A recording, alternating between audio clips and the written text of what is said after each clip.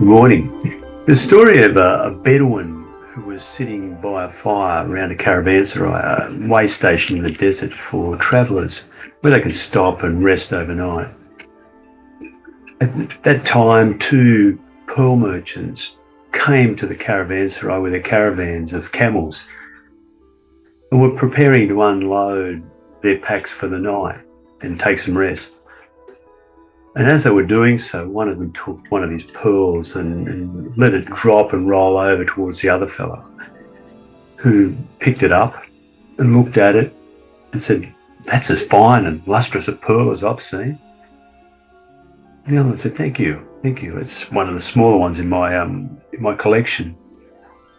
And it began the toing and froing, who's got the biggest and best. And after a bit, the Bedouin got up. He stood up and went over and said, "Gentlemen, come and join me at the fire and have something to eat." And as they began to eat, he told them a story. He said, "I too once was a pearl merchant like you. And we were travelling across the desert with my entourage when this violent sandstorm blew up and surrounded everything in clouds of dust. We lost contact with one another, and as the storm raged, we were separated. And when it died down, I was alone with my camels in the middle of nowhere. I wandered aimlessly for 3 days, round in circles, not knowing where I was going.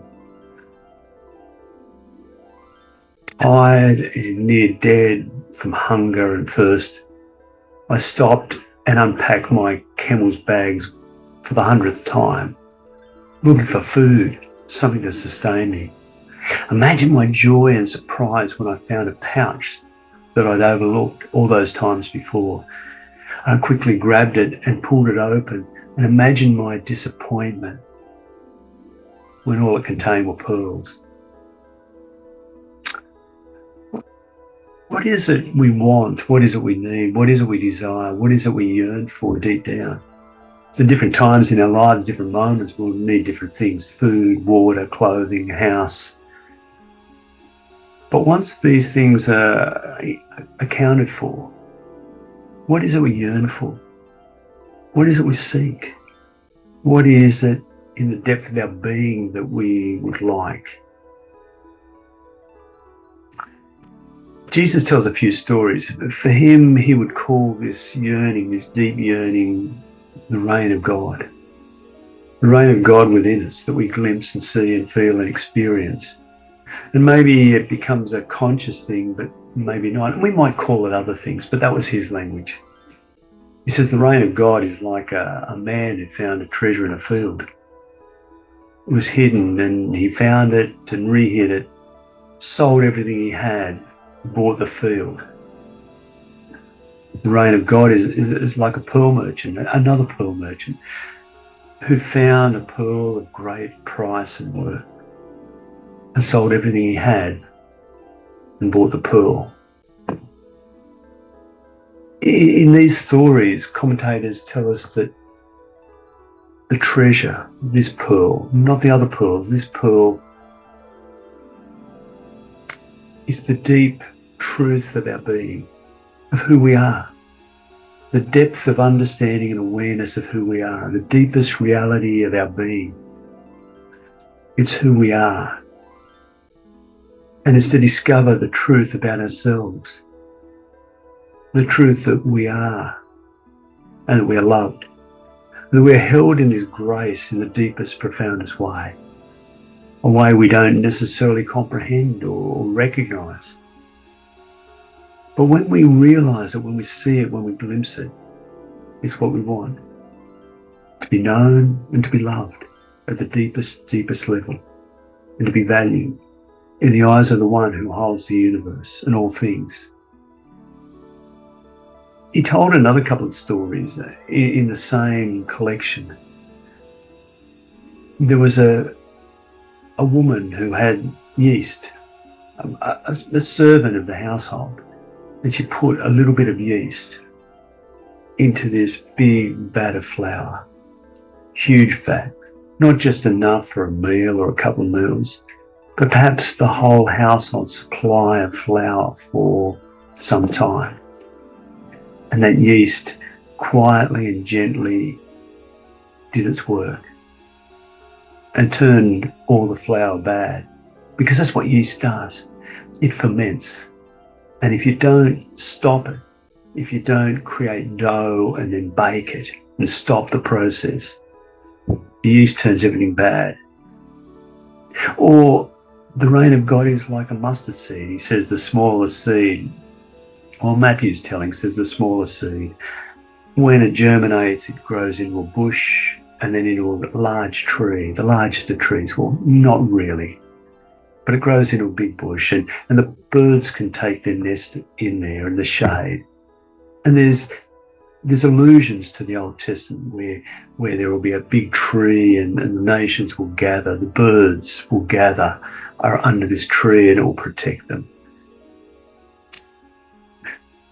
But it's this small seed. And the thing about a mustard bush is it's not just a bush that will house the birds when they're nesting. It's a weed. There's apparently medicinal properties with mustard. Healing properties were traditionally known as healing properties, but it's a weed. And as soon as the seeds are germinated, hit the ground and germinate, a new bush appears. It quietly and gently takes over your garden. And the birds that nest in there eat the seeds and distribute them. So it's not just invading your garden, but the whole region. And soon it's all weeds, mustard seed. Much like the bamboo down our creek. Someone's planted bamboo.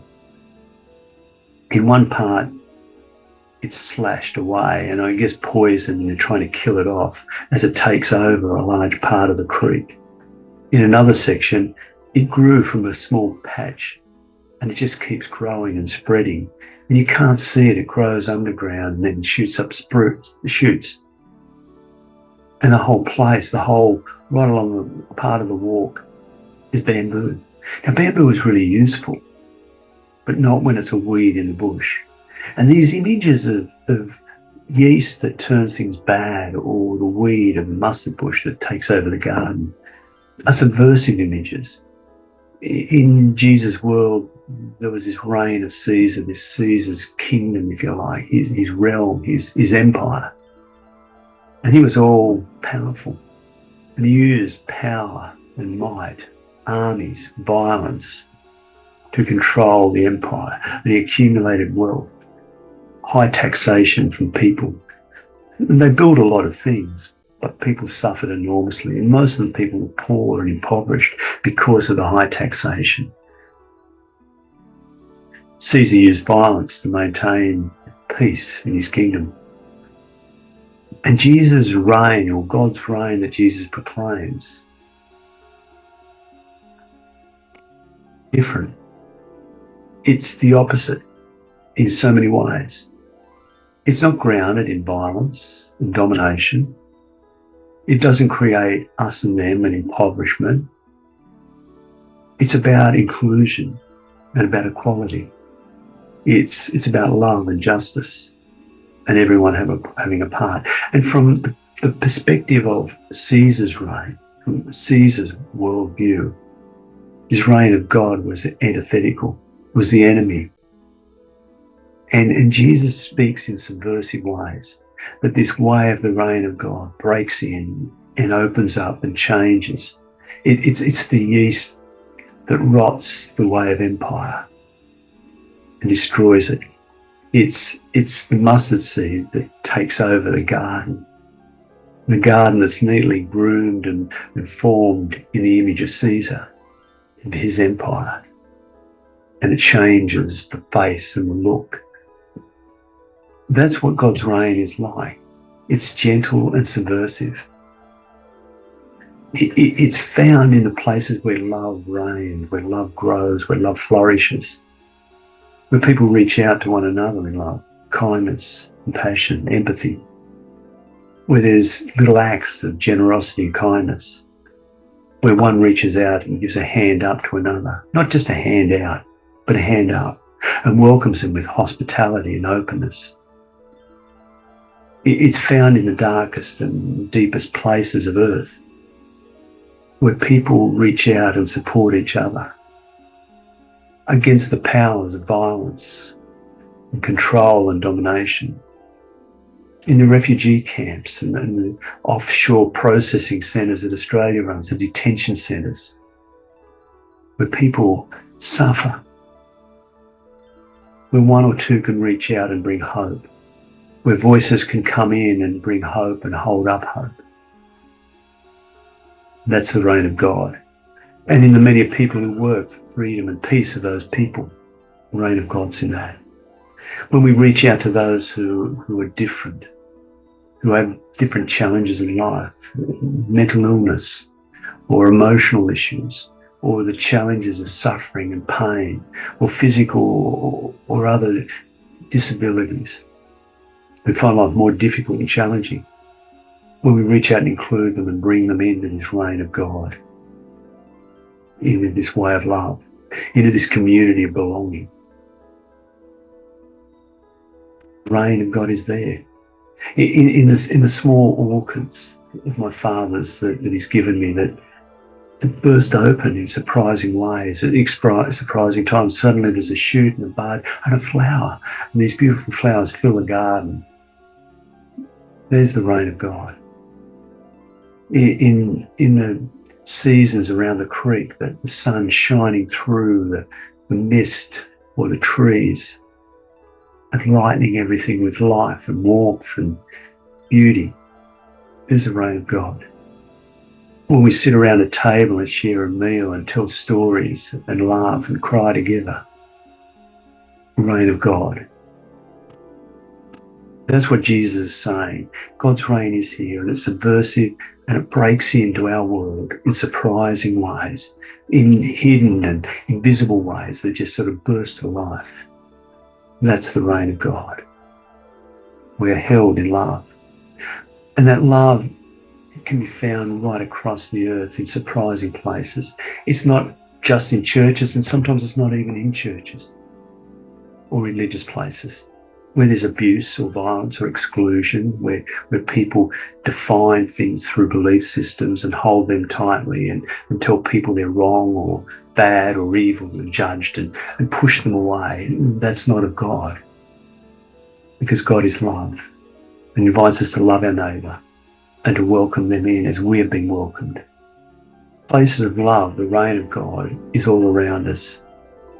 If we have eyes to see and ears to hear, a heart that feels and yearns and longs, God is with us, and nothing can separate us from that love. Nothing.